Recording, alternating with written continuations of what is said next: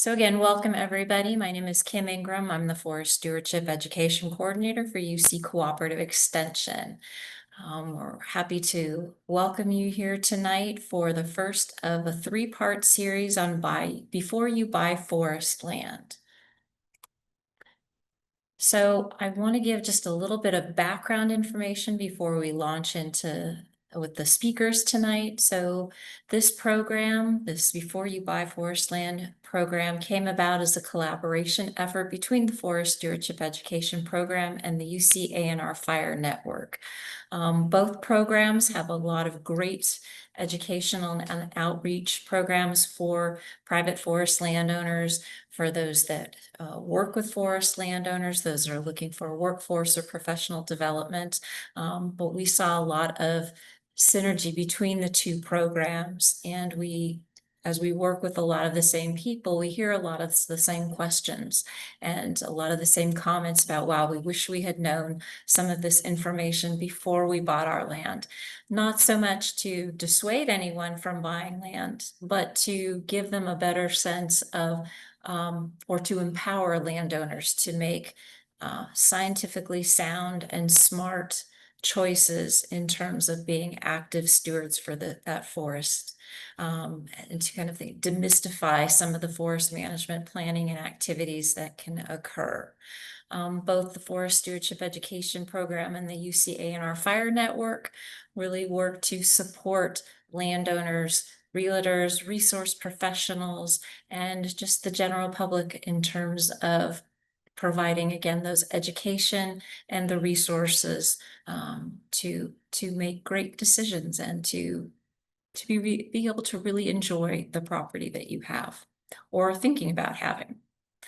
A quick overview. Let's see. Well, I'm going to let's wrap up the next step.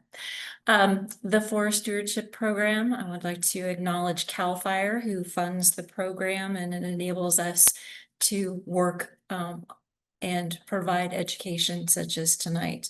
The Forest Stewardship Program primarily does our outreach through a 9-week forest stewardship workshop series. In fact, we're starting one next week.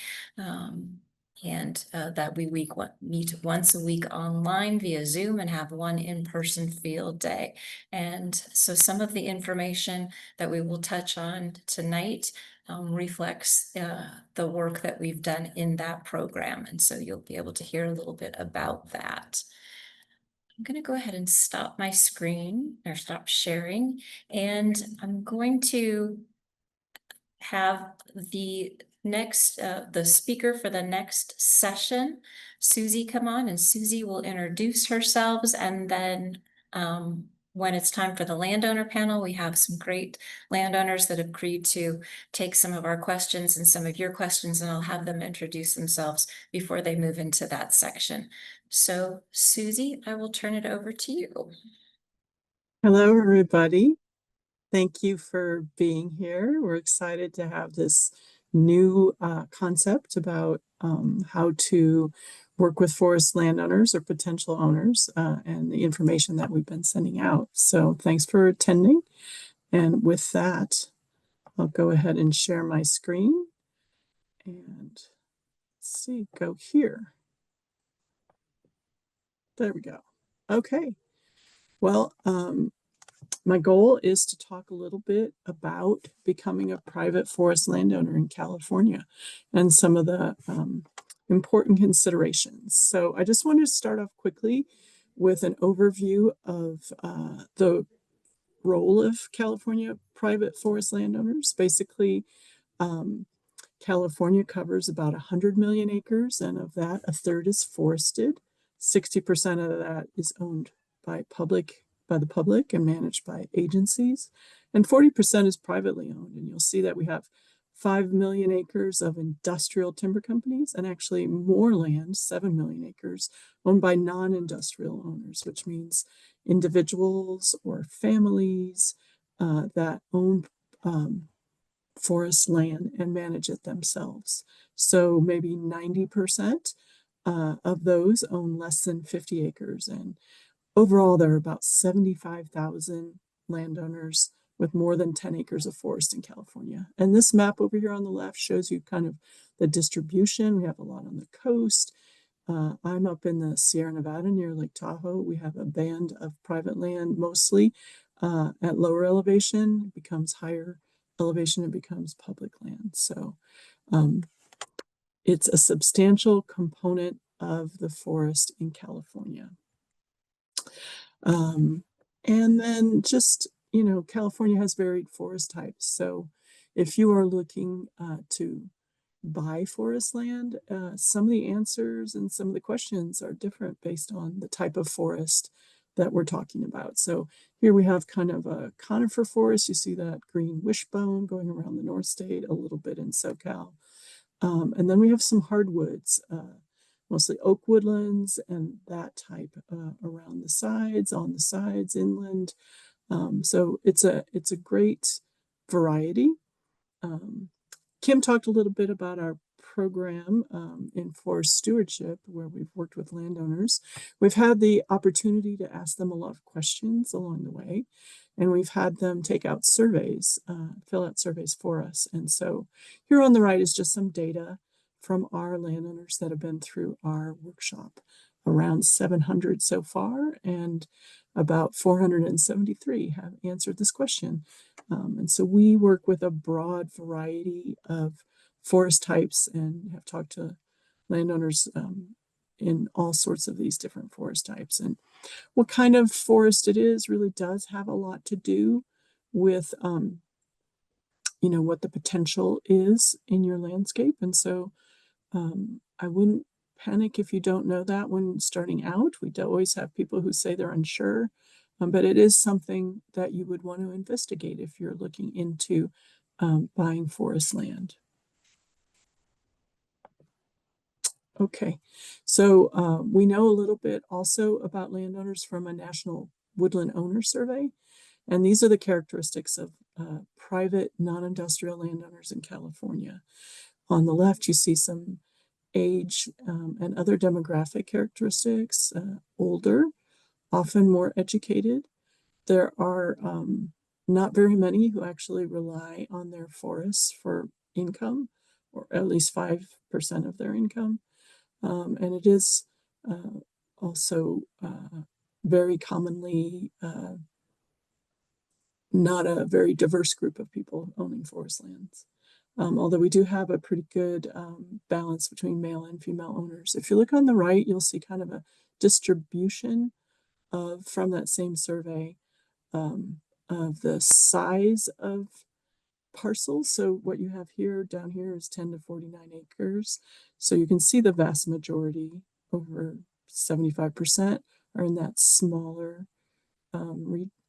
category, and not very many people owning over 500 acres, but it doesn't take that many to make that the largest area of private land. We do find that most of the people we work with actually purchase the land themselves as a family or as an individual. There's a few that have inherited it, and then we also work with managers from different types of organizations who don't own the land but manage it. This is a little bit about what Kim was explaining. This is our Forest Stewardship workshop series, and since 2019, we've been working around the state, and we're on our 31st cohort. And this is just showing you kind of the concentrations of where people have come from to be part of our workshop. So that kind of goes with the variety in forest types that I described earlier. And so these are some pictures from those workshop series. And I think that's, yeah. Some of the folks might be on the line that were in that picture. We asked them questions about whether or not they live on their landscape. And so just a little over half actually live or on the property or within a mile. About half of the folks that take our workshop have had some information or advice about managing their land ahead of time. I was looking at the National Woodland Owners, which is about folks all over the country, and it seems like our folks More of them have had advice, even though half isn't really that many, before they take our workshops. So I think we're really reaching that kind of more motivated folks. About 13% have used a cost share program, and 9% have gotten some sort of development right easement of some kind. What we find is that our landowners really feel a strong attachment to their forests. So we were able to do an interview project with our landowners a couple of years ago. And these were the kinds of things that really stuck out to us, is how much they talked about their attachment to the landscape, and how much they really wanted their landscape to stay intact for future generations. So there's a lot of really motivated folks out there trying to get work done on their properties and maintain it over time. On the left, we asked them how likely it is that they would sell or give away their land in the next 5 years. And you can see, let's see, can you see? Yes, blue is extremely likely, and unlikely, and yellow is unlikely. So together that's 87%. We're very unlikely to sell their land. They really want to hold on to it as much as possible. They also said a lot about wanting their landscape to stay in a forested condition. So over here we have strongly agree and agree. So 93% wanted to make sure that their landscape stays wooded, and 96% want to know more. 89% believe it's a value to the community, and 87% have a strong emotional attachment. Very few said that they were ready to sell their landscape. So that just goes to show the kinds of folks who are buying property in California. We asked them what their goals are. So we consistently find that ecological goals rank the highest. They are looking to maintain the property in a forested condition and improve its health and reduce its risk. And there are some that have more utilitarian goals, like selling timber or firewood, but those overall have ranked pretty low. Here's the overall data so far. You can see at the top, we have enjoying beauty or scenery, protecting nature, improving habitat, protecting water. There's this whole cluster of these kind of aesthetic and environmental reasons. This is very important and important. So these are, always the standouts. In the center, we have reasons like passing on land to children, raising a family, privacy, and kind of lifestyle, recreation in here. And those rank in the middle. And then we have more investment and utilitarian firewood, forest products, hunting, and those rank over here, usually at the bottom. Not that they're not important, it's just they're not as commonly held. Okay. So mostly people are excited to own land, but they do have concerns. Obviously, this is a post-fire field trip we went to, and obviously, if that's happened to your landscape, you have a lot of work ahead of you. Concerns mostly centered on forest health and wildfire resilience. Here's some quotes from some of the folks we talked to. They want to help the forest adapt. They're concerned about fire risks and forest health.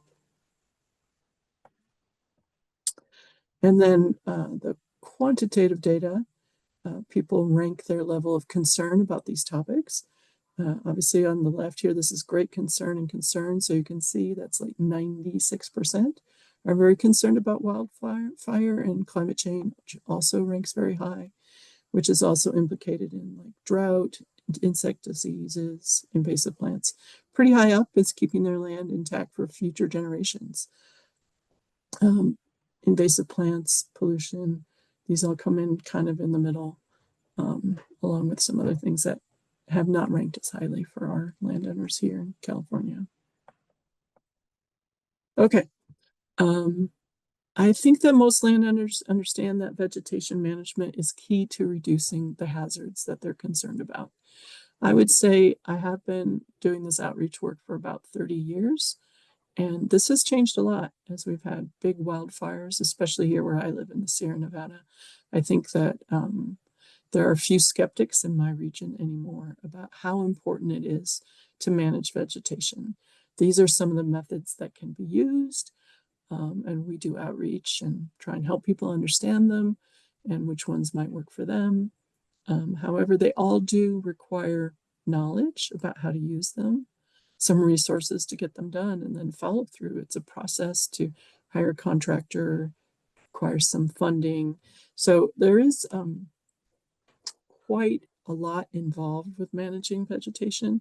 And I believe that sometimes that new landowners may not exactly understand the scale of the work ahead of them. And those that do really are thinking about that throughout the whole process of purchasing and choosing their property, because work will be required to maintain veg. And so, if you have a lot of choices of different properties you're looking at, you might want to really think these things through. And we have another speaker is going to be talking about that. So we do find that landowners are taking action. A lot of motivated folks out there to manage their vegetation and reduce their risk. Most landowners report that they're doing something. All these methods, as I was showing before, have been mentioned by our landowners that they're doing this work. They're trying to get out there and get it done. So here's some quantitative data on that of people who've been in our workshop. 71% have said they're doing something to reduce their fire hazards. Next comes invasive plants, maybe using trees for their own use, usually firewood, trails, roads, forest products. I have noticed that prescribed fire has been going up over the last 5 years. We've been doing this, which I think is really exciting. And then, they have been collecting things for their own use.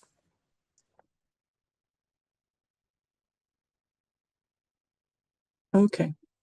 So, excitement to get some forest management done, and yet barriers. So, in that report in 2022, we talked to landowners, and they really said cost was a big barrier for them. Most of the activities that people need to do to reduce risk don't have a lot of revenue, and that can really also depend on the forest type you're in. If you're in an oak woodland, there's very little revenue associated with that, at least traditional firewood markets and things like that. If you're in the redwoods, there's a pretty good market for thinned out materials. So these things can really vary across the state. But most people are, if they're doing resilience projects, funding them themselves as much as possible. They're trying to do it themselves. That can also be difficult to have the time, energy, and equipment to get it done yourself. And the point that the quote is trying to make is the larger scale you are, the least likely you're going to be able to do all the labor yourself. And the more you're going to need some kind of contractor or large scale operator to help you do some of the things you probably want to do to reduce fire hazard. Time. Landowners frequently mention not having enough time, and especially those who don't live in their landscape if they have to drive up from somewhere else to take care of it. And then it can be very difficult to get time to do all the projects that you want to do. They often tell us about a lack of qualified workforce. Most have trouble finding people, especially in very remote areas. If you need help with project work, chainsaws, that kind of thing, or piling fuels, it can be some work to find a contractor that wants to work with you.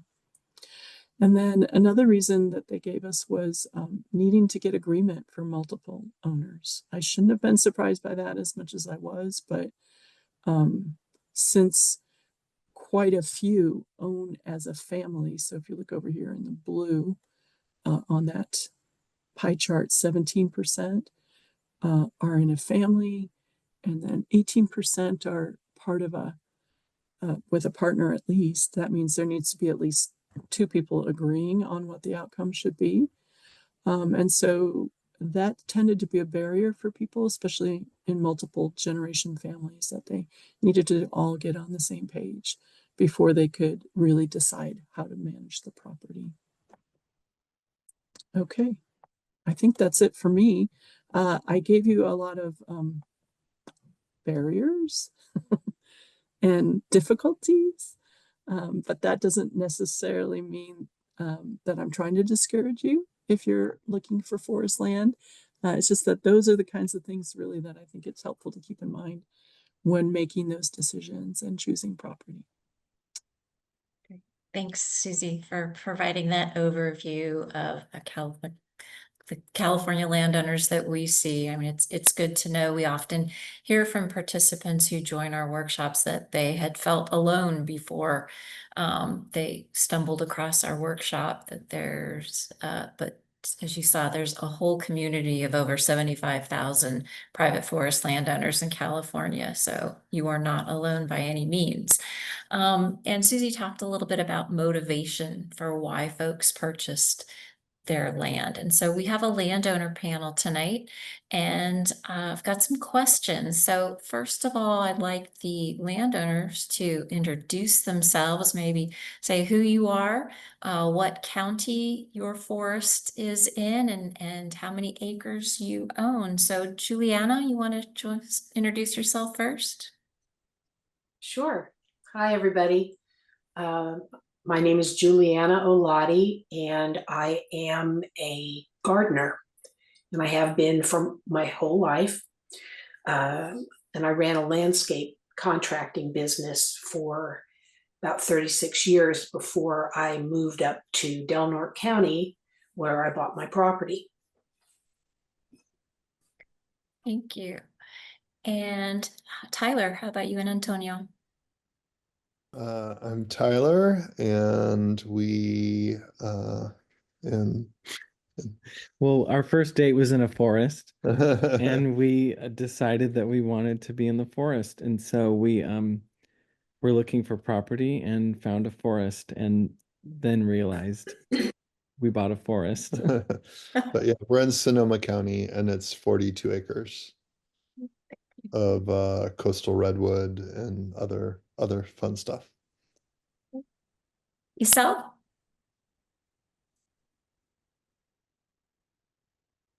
Okay. Hello, my name is Esau Rosales. I'm a cabinet maker in LA County, and I kind of just jumped for it one day during the pandemic, and got together some money and bought 10 acres in LA County in a north-facing desert, high desert area. That's mainly scrub oak and pinyon juniper, and yeah, it's just been pretty fun. Pretty fun learning from mistakes. Thank you. So I have a couple of questions for the panel. You touched on it a little bit, but what were some of the reasons maybe that you were interested in purchasing forest land? For our property, and we like having that. Yeah, I grew up, family vacations was camping in the forests, usually in Santa Cruz County or Kern County, up in, the Mendocino County. So the forest was always kind of a wonderful place, and I wanted to get there away from the big city. For me, it was a similar thing of wanting to be away from the big city because I live in South Central LA, and I just wanted to be somewhere that was realistic. That's my son in the background. Realistic for me to get to about an hour away, and just somewhere to have peace of mind. And I'm really into California native plants. And around the time my son was born, so it just seemed like like I just seemed I had to do it, and just went for it. Did it excite you, or were you worried that it would be a chore? Well, we I had no idea it would be a chore. We quickly discovered the chores, the many chores. Yeah, But we were very excited, just for the idea and everything, and until the first tree fell, and then we realized, oh yeah, we live in a forest. and then the next tree and the next tree and the next tree, and a tree falls every few days Yeah. somewhere. Juliana, what about you? Um, Yeah, I was and still am excited about everything in my forest. And I just love being in the forest. I moved here for the privacy and to be self-sufficient. And as a landscape designer, gardener, I see this as an opportunity for me to do my work for myself rather than being a service provider for others. And so, yes, I'm excited. I love it. Susie mentioned a couple of the reasons or some of the things that folks are managing their land for. So what are some of your goals and objectives? Like Tyler, I know you and Antonio mentioned water. Are there, and Esau, you mentioned native plants. What are some of your other goals? We have family to pass it on to, and they enjoy it as well, which I guess we didn't ask if they would enjoy it first, but luckily they do. And so it'd be great to have that as a family legacy. I'm managing for, I guess, what you would call the healthy human wildland interface, where I want to have fire resilience, but I also want to do no harm to my area. We want to increase the diversity here on all levels as far as trees, animals. We've created a lot of habitat for endangered species that were pushed out after the properties were logged several times over the last 100 years. And we really are just going for vitality. I think that's what we're managing for. I'm managing for pinyon propagation. So it's a nut-bearing tree that yields when it's about 100 years old. So in doing so, I'm also, my concept is to, again, pass it down to my son, but beyond him, to other generations who might one day enjoy a crop that, great grandfather or someone, planted there. Great, thank you. All right, well, we're gonna move on to the next topic and we're gonna have our panelists back in just a little bit to answer some more questions. But now I'm gonna turn it over to Katie. Katie, do you want to introduce yourself and go ahead and get your part? Yeah, hi everyone. Glad to be here with you all tonight. I'm gonna go ahead and share my screen. All right, hi everybody. My name is Katie Reedy, and I work with Kim and Susie with UC Cooperative Extension, and I am the post-fire resilience coordinator. So I help landowners who have been affected by wildfire. So similar to the facilitated sessions for stewardship, it's all kind of forest stewardship, but the workshops that I do are specifically aimed post-fire. And we're very excited because we're developing an asynchronous program, like a at your own pace program that can be deployable after wildfire. So people who want to learn about how to manage their lands after wildfire can take our online course and do that. So I'm going to talk a little bit today about a kind of a personal story. This is a fun picture of Susie and me when we were up in the redwoods, but a personal story of potentially buying land that I experienced. So Susie mentioned earlier reasons for wanting to own land. And for me, I think it's definitely like the beauty and improving wildlife. It's kind of always been a dream of mine for many reasons, like the panelists just explained, like so many good reasons to own forest land. So about a year ago, my fiance and I stumbled upon an open house. We also are big water enthusiasts. I know some folks just mentioned that. We had just finished kayaking in El Dorado County. It's where we currently live. And we stumbled upon an open house of this 10-acre property that was close to the river. And we went up to the house and we just immediately fell in love with it. Note that this photo isn't that property. This is just a filler photo. But we immediately fell in love with it. And we had been casually looking for homes for a while. We have enough money for a down payment, but we've just been waiting for the right time to buy. I should say too, my partner Javier is an arborist. So he's a tree guy, and I work in natural resources. So I also kind of always have my eyes on the trees. We fantasize about like maybe owning goats or like building trails for biking. Lots of, again, fantasies. So we looked at this property, but it was an open house, so it was a pretty quick in and out. And we went home later and we started to think a lot about this property. So I wanted to draw some attention to some mapping tools that you can use. So I looked at this property up on this website called Caltopo and Onyx. There's also different services like Avenza or County Records you can look up. But I just typed it in, and for privacy reasons, I've cut out who the owners are of these parcels. But I was curious, like, okay, is it a 10-acre property?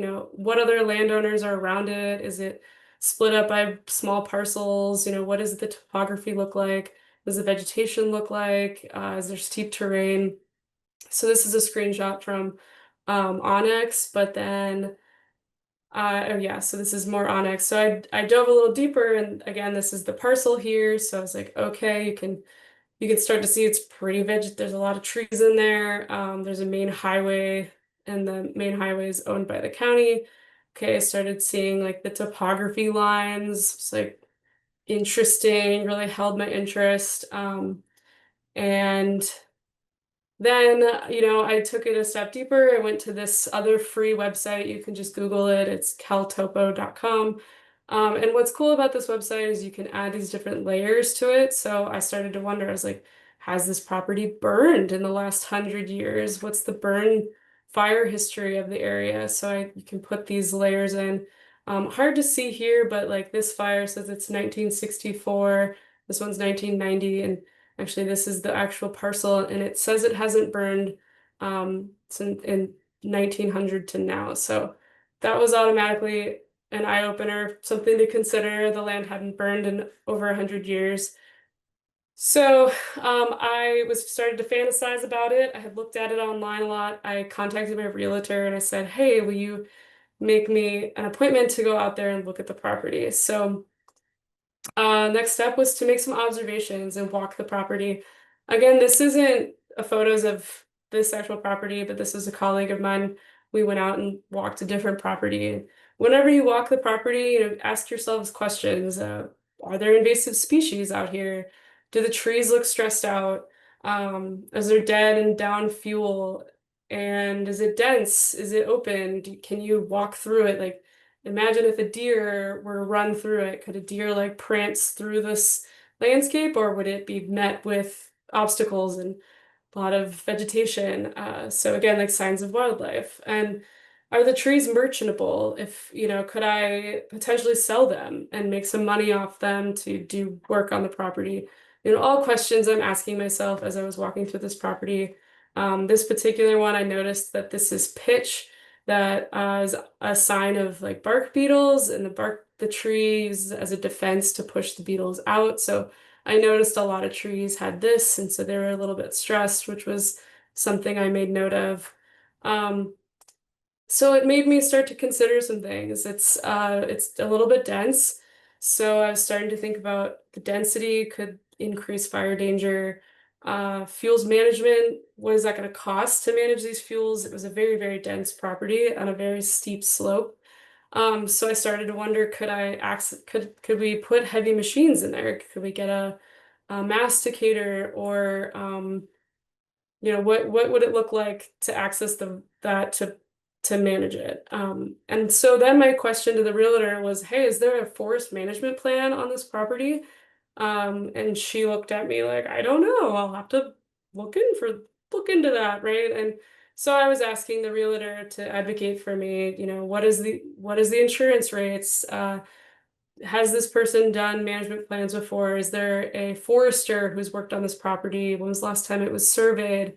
A lot of these types of questions. And then, of course, I'm always wondering, could I do it myself? Could I run a chainsaw out there? And what would that take? But sort of to Susie's point earlier, there's some barriers there, right? I have a full-time job.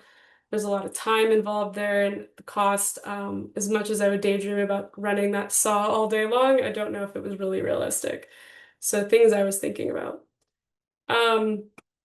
So then I started to wonder, well, hey, is there local assistance that could help me with this, if I did decide to purchase this land?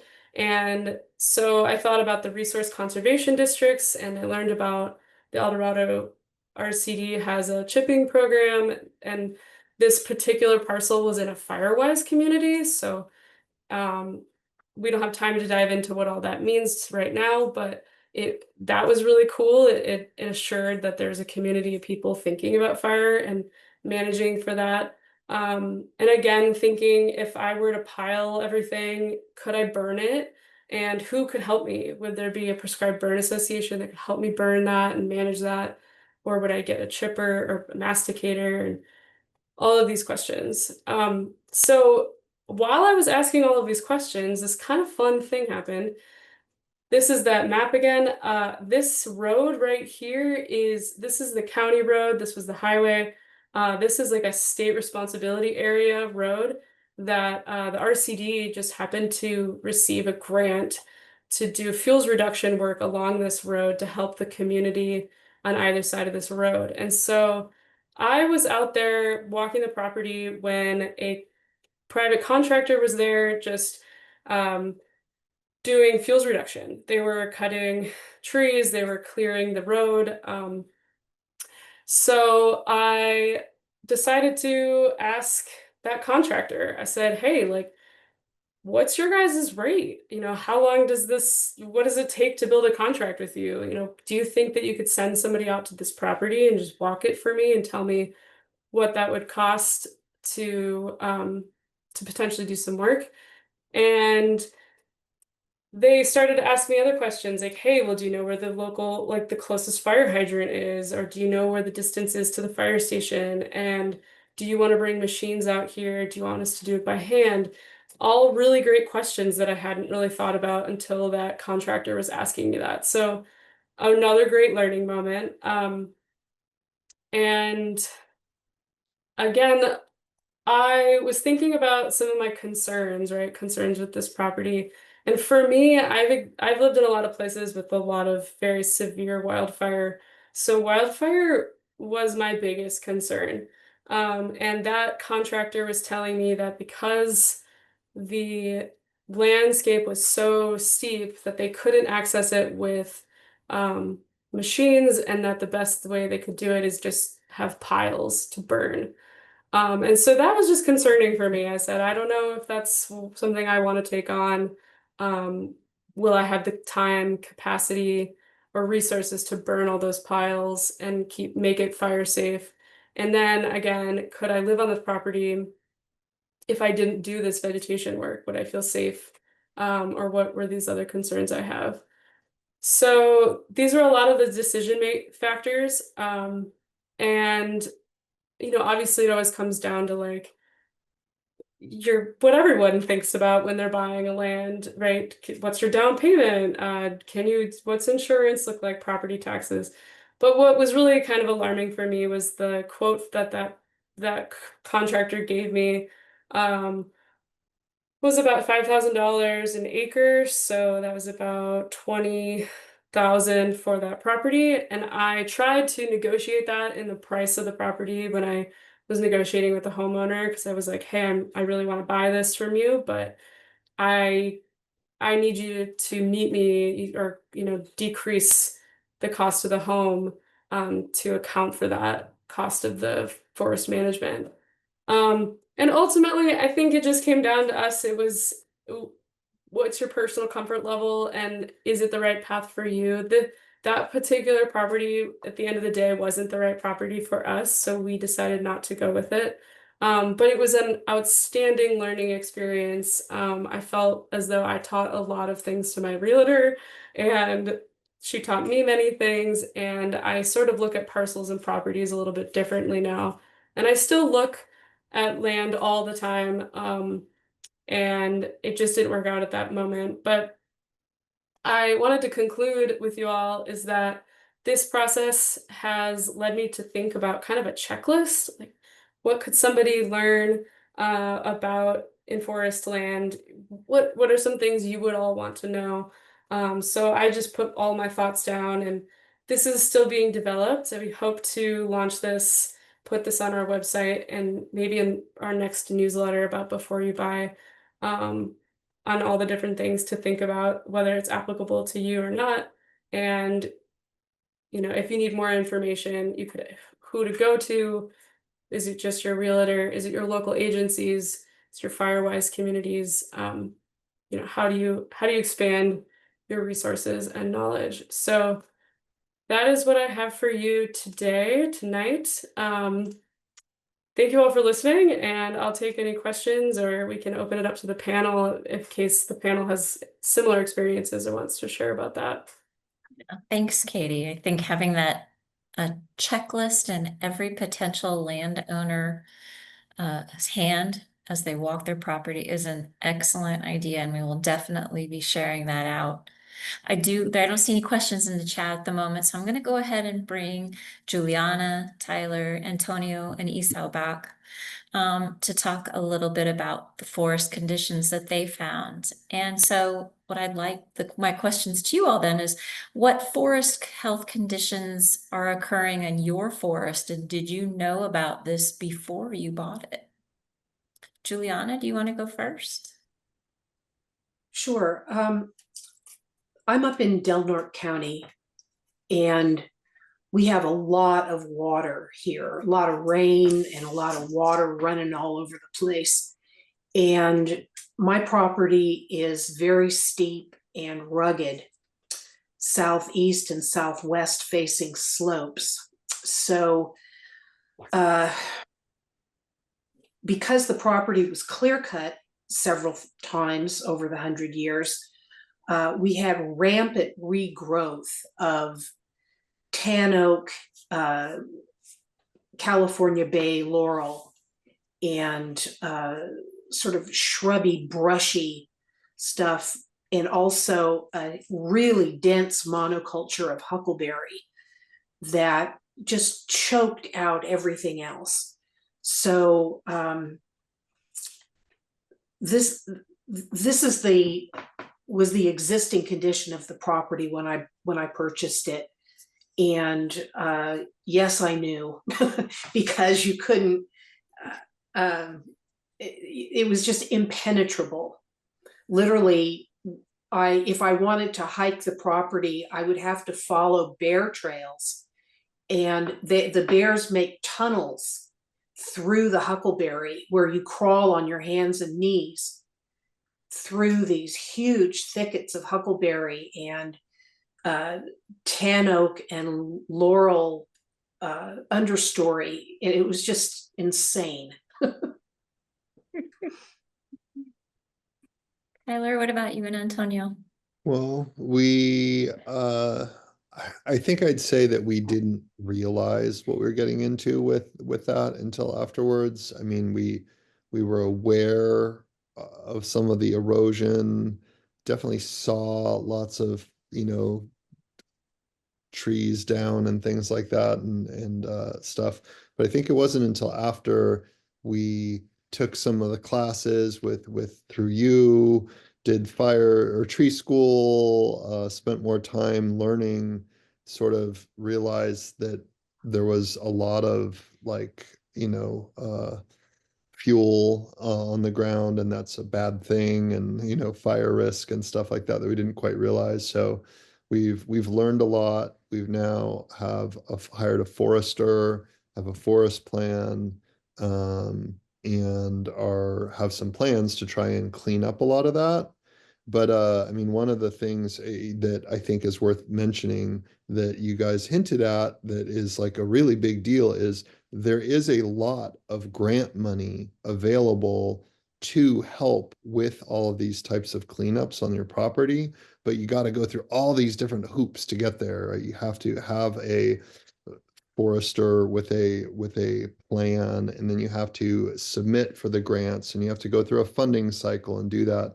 but potentially, I mean, we're being told that, there's thousands of dollars per acre available, in these grant cycles to help with cleaning up things and repairing roads and other things like that. So Yeah, yes. we got interested in, well, tree school was the first one, and it was because of a neighbor. So there's a neighboring, we're 42 acres, most everyone here is 40 acres. And the neighbor put out a bulletin that said, oh, there's this tree school, and I just signed us up.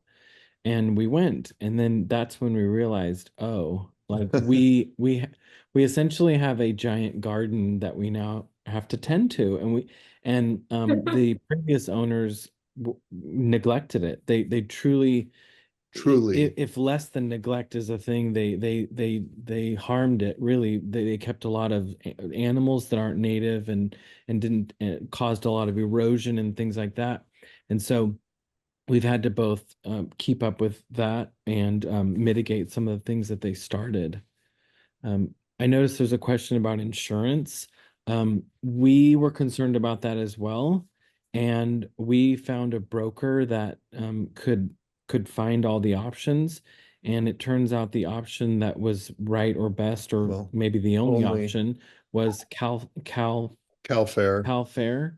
And It is expensive. it is expensive, and we didn't like it, but it was the only option, and we did our best and decided that that was what it was going to cost, and Well, decided if we could live with it.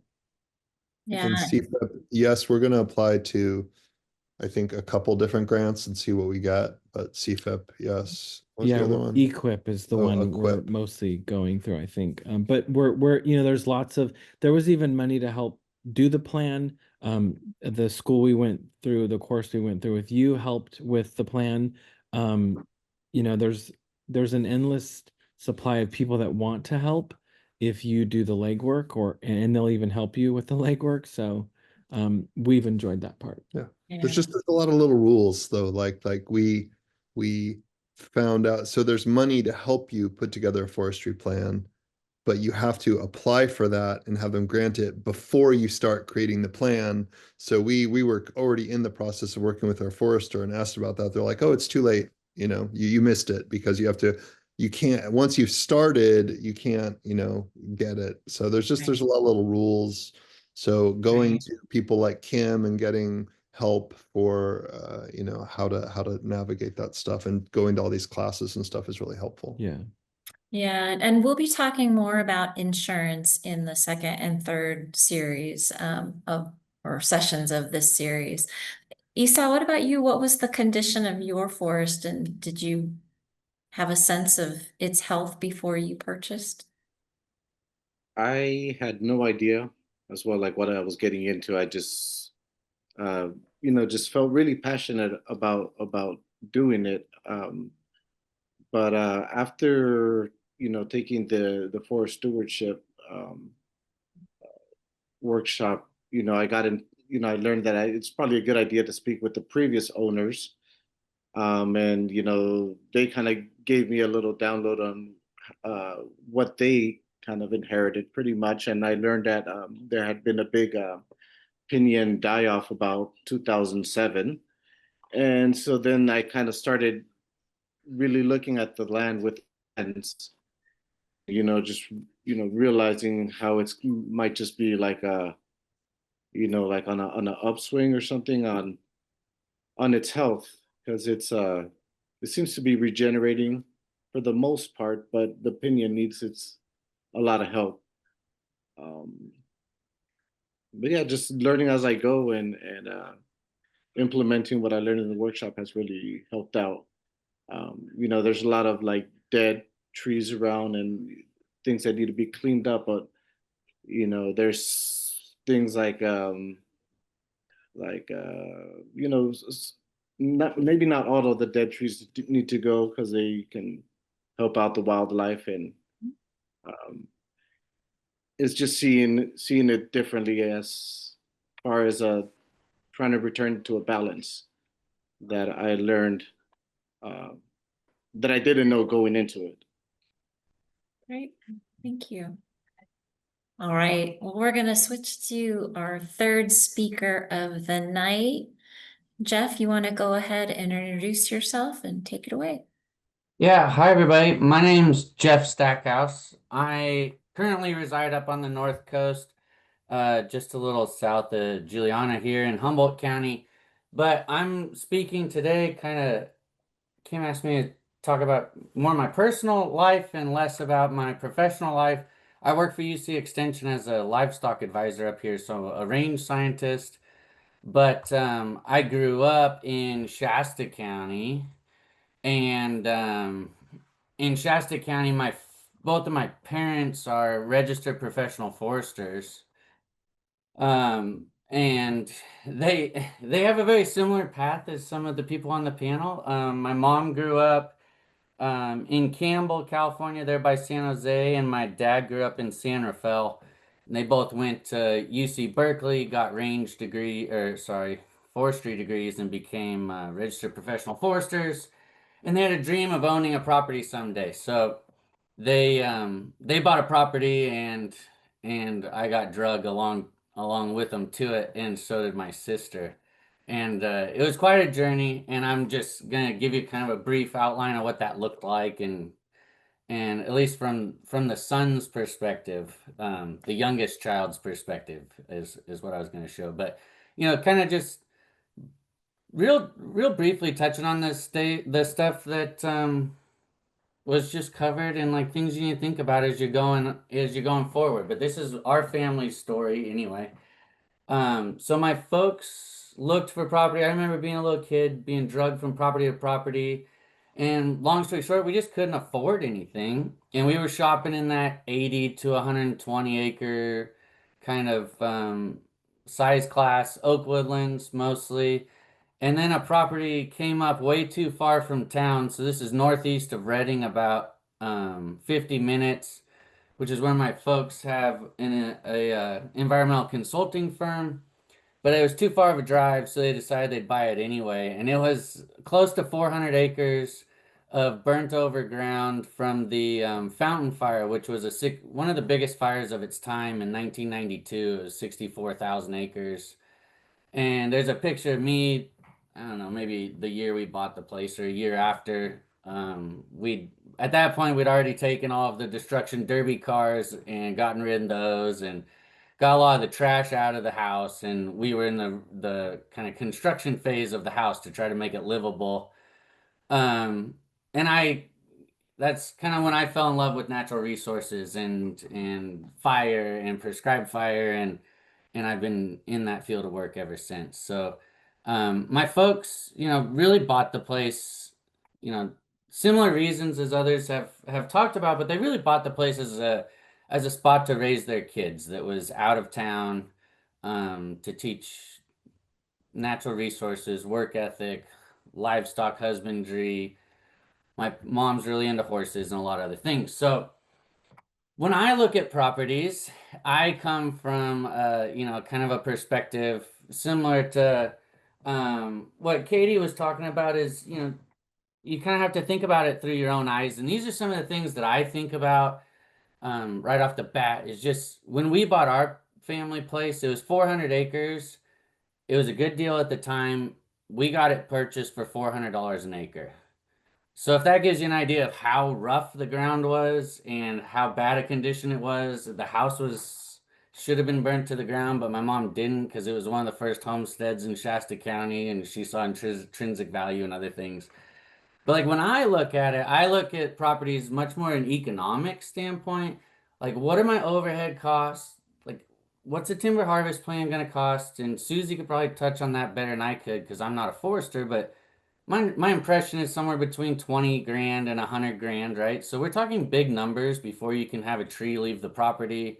You have to pay for biological surveys. Who's going to have the equipment? Are you going to hire a contractor? Are you going to buy it yourself? What are your annual taxes on your property? Not only do you have to worry about your road maintenance, you have to worry about your neighbors, because if you have to haul your logs off of your place through your neighbor's place, you have to maintain their roads as well. you know, again, we've talked about invasive species and vegetation management, and then there's the time, and the more time. And even if you're hiring a forester and you're hiring contractors, it is an immense amount of time and lifeblood that goes into owning a piece of property. Um, but they have like there's so much value emotionally. It really is all about what you want. Like, is it, do you want a place to raise your kids? Like for me, my wife and I don't have kids, but outdoor recreation is incredibly important to me, and it's so valuable for me to be able to take my nieces and nephews to the ranch and to take them horseback riding, or if I can't wait till the day that the kids are old enough to harvest their first deer and we can go hunting. Like, do you just want an off-grid hideaway and you want somewhere where people are going to leave you alone, right? Like, that's perfectly valuable in itself. Is it you want something to do in retirement and you want to care for land and have a giant garden, which was mentioned, right? Because that's what these things are, is just giant gardens. But for my parents at that time of purchase, which was almost exactly 30 years ago, probably 31 years ago now, they wanted a place to raise their kids and they were willing to give up almost everything to do it. So at least that's my perspective. Um, so when we're talking about the work, it's interesting because the work, like depending on what you want, like forestry planning, like you think about it at the property scale. I even think about it at the tree scale. So my dad is trained as a forester. He wants to see big trees grow fast, straight logs leaving on a log truck. Like that's like what he was trained in terms of natural resources. I'm trained as a wildlife biologist. So I want to see fir trees, not all the time, but generally speaking, I want to see fir trees and ponderosa pine trees die. And I want to see oak trees persist because I love the value that oak trees bring to me as both a hunter and a bird enthusiast. Like I see way more diversity in my oaks than I do in my conifers, right? So whenever I'm working with my dad and we're running chainsaws side by side, he's cutting down the oaks and leaving the firs, and I'm cutting down the firs and leaving the oaks. So it's all about what you want, and I think it's important to own that because it's your property, you're paying for it, you're managing it, you're living with it. Like if you want to create oak trees that are going to have an acorn crop for your, you know, grandkids or your grandkids, I think that's great. If you want to raise a big straight tree that you can sell and pay your bills with, I think that's equally as great, right? So I think it's all about what you want. Living in our great state, wildfire is a challenge. We've talked about that on my folks' place and on a lot of properties that I work on. Like we use fire, we use herbicides, we use mechanical treatments. On my parents' place, they've gotten it to where it's pretty park-like now. So prescribed fire is becoming a very useful tool for them.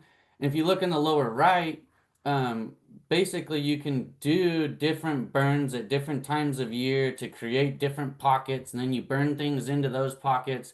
So like you can really get creative at the property scale and make your property pretty fire safe, even if your neighbors aren't doing the same in some situations. Weed management is a huge problem. It's one that I work again on my day job. I work with people all the time looking at grazing, looking at herbicides, again, prescribed fire, mechanical. It's a problem that is going to exist on any property in the state of California. It's just what your weed is may or may not be what your neighbor's weed is. And there's natural, weed treatments, like the picture in the upper right is a rust that I've inoculated for Canada thistle from a great researcher I met on an airplane actually, from Colorado. And like sometimes those natural things work, and a lot of times they just plain don't. And once you own a piece of property, especially if it's a sizable one, you'll learn that you can really lose a lot of battles if you're not willing to use all the tools in the toolbox. So like my parents grew up as, I mean, they're fairly hippie. And now they're very, very pro herbicide because they've learned that it's the only way to win some battles.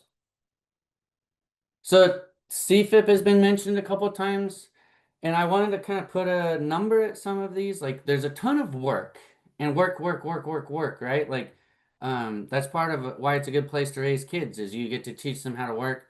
These are some of the numbers from, especially from a post-fire recovery standpoint.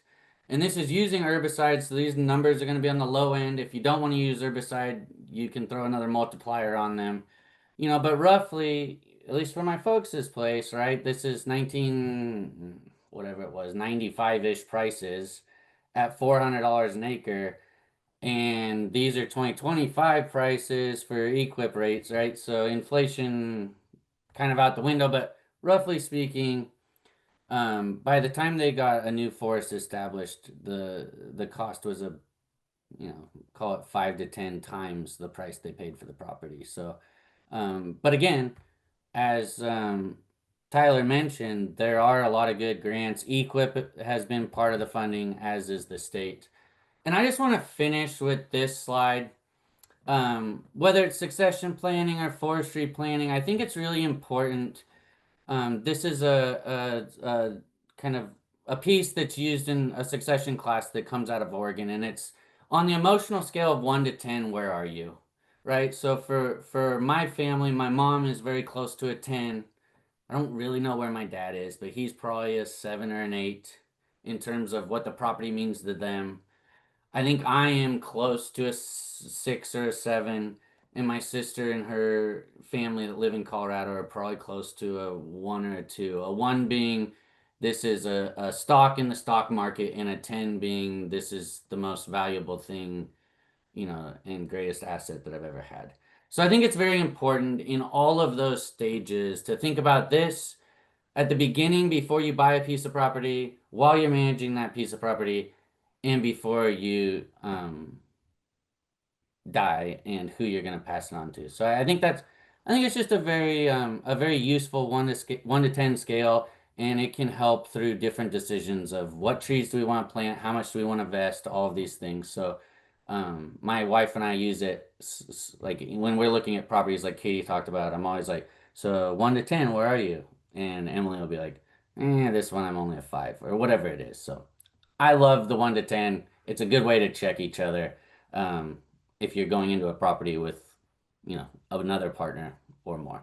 So thanks for hearing me out. Thanks, Jeff. I do have a question for you. So, you were, as you mentioned, we saw that picture of you with the drip torch as a young child out there on the property. So what type of skills did you need to learn, or, you suggest people really need to consider learning as they're thinking about buying forest? Whoa. I guess I don't know. Kim, I was only 7 when we bought the place, so I wasn't doing much besides maybe tying my shoes at the time. I don't even think I was doing that. So I mean, the skills that I learned when I was there, by the time I left, I could weld, I could run a chainsaw, I could run a front end loader, a dozer, I could skid logs. Like I would, I feel like, I can chain a pickup. I can do a lot of just normal things that when you own a forest, you learn how to do.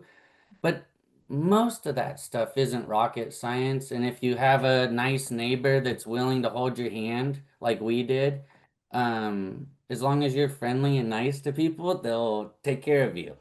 You know, it's, I guess I came out of it with some skills, but I'm still not good at any of them. I just decent enough to fumble my way through it. Well, it's not your day job, so.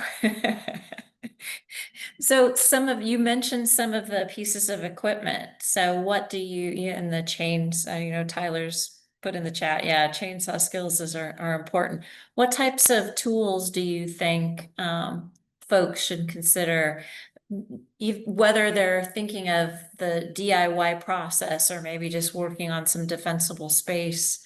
What would be some really valuable tools that they might need to invest in? I don't know. That's a really good question. Obviously a chainsaw, and probably not just one of them, because if you're learning to use a chainsaw, you're gonna get them pinched. And the best way to get a pinched chainsaw out is to use another chainsaw to retrieve your original chainsaw. So at least, 2 saws of sorts. Um, but I think you'll just kind of figure it out, and it depends on your size and scale. You know, I would recommend anybody that has over 2 to 5 acres of forest should probably have either a propane torch or a drip torch, because one of the most cost-effective ways to get rid of forest litter is through burning it. Um, and there's a lot of resources out there to learn how to do that. You know, most of it we do in the winter, so it's not very scary. It's just a matter of using some fuel to get it burned. But then if you get above the 40 acres, you kind of need a piece of equipment pretty quickly. And whether it's just a small tractor or real equipment, that's why I listed equipment as one of the pieces. Is like my folks bought 300 and something acres, 386 acres, I think, of forest ground, but about half of it is kind of rough ground that's not worth much, or range ground. So say there's only 200 acres of good tree ground, and they planted to ponderosa pine because in the 90s ponderosa pine was worth something, and now it's not worth anything at all. So for us, you're trying to chase a market, but you're planting a tree that you're not going to harvest in 40 years. So it gets pretty tough to try to look into a crystal ball and figure out what's going to be worth what in the future, and if you're ever going to get an ROI on any of that investment. So I think it's beneficial for small landowners to not be into it for the economics, because if you're into it for the love, the economics don't matter. So, like for my parents, the fact that the trees aren't worth anything doesn't really matter, because they love the property and they're happy being there. Yeah, great. Thanks, Jeff.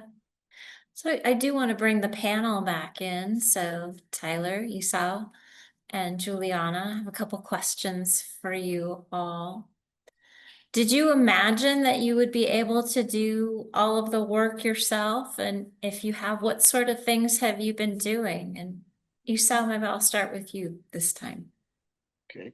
I did imagine I could do the work myself. I'm in the trades, so being around tools and taking on daunting projects wasn't too much of a jump. And it's been like a fun process because I'm not in a hurry, and I'm not doing it for, like you mentioned, for an economic purpose. I'm doing for the experience of doing something, or helping something that is greater than me, something that's been there for much longer than I have. So just kind of exploring that relationship has been kind of what my purpose of going out there has been. And I mean, lately I've just haven't gone too wild about what I do. I've just been kind of picking up, gathering dead dead tree limbs, and just trying to not get too excited so I can kind of learn more before I cause any damage. So um, it's just been a nice a nice ride. What's your favorite tool that you use? I use Japanese hand saws. So I don't I work with power tools all day long. So when I go out there, I just like to kind of get into a meditative headspace and focus on my breathing and just saw away. Nice, nice. Juliana, what about you? I knew that I would not be able to do all the work. The land that I bought was undeveloped, and I wanted to build a house and set up, water and a solar and hydroelectric power system and all of those things to create my homestead, as well as manage the forest. And so, yes, I knew that I was going to need help, and I have found help. And did cost affect any of that project implementation? Can you talk to us a little bit about that journey? Yes, the forestry work, I would have never have been able to do it on the scale that I've done it without the NRCS EQIP program. They pretty much funded 75 to 80% of the work with grant money, and that has been incredible. It's just, it would not have been possible without that. I could not have afforded it. I'm talking hundreds of thousands of dollars to do the work that they paid for. And when you and I talked earlier, though, I do know that you do some of the work yourself, especially those trees that keep falling down across your road. Well, yes, there is maintenance. I own an excavator and a skid steer and know how to operate them quite well at this point because I've had to learn. Because when we have a lot of trees tip over in the winter, especially when you get a big storm and a lot of rain, a lot of wind, heavy snow, and there's kind of a domino effect that happens on steep terrain where one tree will fall into another tree, which then falls and knocks over 5 or 6 other trees, and they all fall on the road, and you want to go to town for a doctor appointment, and you run into that, and you're kind of like, okay, gonna have to go fire up the excavator and get the chainsaws out and deal with it. And so, yeah, all those things have been very important. And I did not know how to operate heavy equipment when I moved here. And fortunately, the guy that I bought my excavator and skid steer from, I asked him, what are the best things that I could practice in order to be a good excavator operator? And he says, just pick stuff up and put it down. Pick stuff up and put it down. Just all kinds of stuff, all kinds of angles. He says, just if you can do that, you can run an excavator. So I spent quite a bit of time picking stuff up and putting it down. Rocks, trees, pieces of equipment, all kinds of stuff. And it certainly has come in handy. Nice, nice. Tyler, what about you and Antonio? Did you all imagine that you'd be able to do the work yourself, or did you I have don't to hire think we, things out? yeah, I don't think Well, we knew how much work it would yeah. be. I thought we could do it all ourselves until we started to do it. And realized that they fall faster than we can, we have time to get rid of them. And to this day, we haven't cut down anything that Hasn't didn't already fallen. fall. So just keeping up with that. And it's the domino effect is absolutely, we have they call it the ski slope, and it's north facing, and it's a domino up there. And we realized we couldn't do it ourselves, and that's when we were even more interested in learning about the grants and stuff. But one thing we did feel very empowered to do by ourselves is when we took a fire example and training with Susie, and then we ended up taking another local one through the UC system. We realized we can burn stuff. We thought that it was very scary. We thought that we're going to catch the whole Forest, coast yeah. of America on fire, and when we actually did it and saw it being done, we thought, why don't we just do a very small one that we know we can handle? And then we did a few more right next to each other, and now we're very comfortable with it, using all those great techniques that Susie first taught us. Yeah. Burn piles. Yeah, got into Piles. the not being afraid to do burn piles, figure it out, get the permit, call the number, make sure it's a burn day, all that stuff in order to do that stuff. It became less problematic. And I was using a weed torch on kind of a hillside, and it actually turned into like a mini broadcast burn. And I thought, this isn't even that big of a deal. I just sort of like encouraged it after that.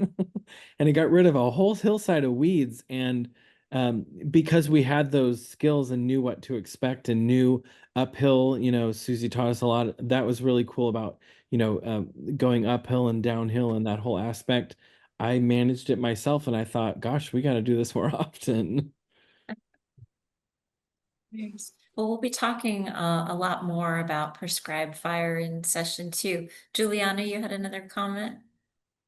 Yeah, I just wanted to say that um, the term biomass management is something that I didn't understand when I moved here, but I do now. And what we've all been talking about is, what do you do with all that material that either you have to cut down for fire resilience, or that you're dealing with when trees fall, and it is a real challenge, and burning is a huge answer for that. Well, I certainly appreciate the panel's input. Is there any last minute or last thoughts or advice that you would offer those that are looking to buy forest land or are new to forest land ownership? One of the things we just kept saying to each other was that it's an adventure and we're just going to go with the adventure. And even if it was a crappy adventure, it was still an adventure, Yeah, it has been a really fun adventure, and we just said, you know what? We're gonna do this. If in a year or two we hate it, we'll sell it and do something else and have a different adventure. But it's been awesome and it's been Yeah. totally worth it, and we're excited to keep going. Yeah. Good philosophy. I feel the same way. You have to take it one day at a time. Whatever comes up, you can either look at it as a bad thing or an opportunity. Yeah. And like you Lots of said, an opportunities. adventure. Yeah, lots of opportunities. But it's growth promoting, as Yeah. for us as human beings, to look at a challenge and turn it into an adventure, into an opportunity. It's really thrilling. Yeah, and I think it was the forest stewardship course when we really realized we didn't just buy a forest, we became and now have a responsibility to be stewards of this land because we bought it because we love the forest, and t now we have to be responsible. And it Yeah, really changed our whole views of it. right Lisa, on. last Nice. parting words? For me, it's been learning how not to be intimidated by the daunting task. And, coming from an artistic background, seeing it with the lens as another medium, really to, kind of explore the creative process has really made it so that I walk in there and I'm not, overwhelmed by everything. Excellent. Well, thank you, landowner panel. We really appreciate you sharing your insights and for shamelessly plugging the Forest Stewardship Workshop series. We appreciate that. Susie, Jeff, or Katie, do either of you have any last comments and thoughts? I couldn't say it as well as they did. I thought they did a great job explaining just the personal process of forest land ownership. And I guess, yeah, it's a varied experience. People on the webinar heard choosing not to, choosing to, not knowing what you're getting into it because you know what you're getting into, being dragged there if you're a kid. I mean, I think those were all really great, diverse stories, and that people have a lot in common, and it's usually just loving the land and getting attached to it. So I think that's always cool to hear about. So thank you guys. Yeah, I was gonna echo the same thing Susie said. And I know that there was some traffic in the chat too about insurance and some other questions that we didn't really have time to cover this session. So stay tuned for future sessions. We've got 2 more about before you buy and some resources that are going to come out, like that checklist, and some newsletters and more speakers to learn from. So thanks for participating in our first session, and we hope to see you again in the future. Yeah, and I just want to pull up, sorry, let me get to this presenters mode here. So we do have a couple of resources for folks that you can dive deeper into some of these topics that we talked about tonight, or find specific answers to some of the questions you might have. Please feel free to reach out to any of us as well.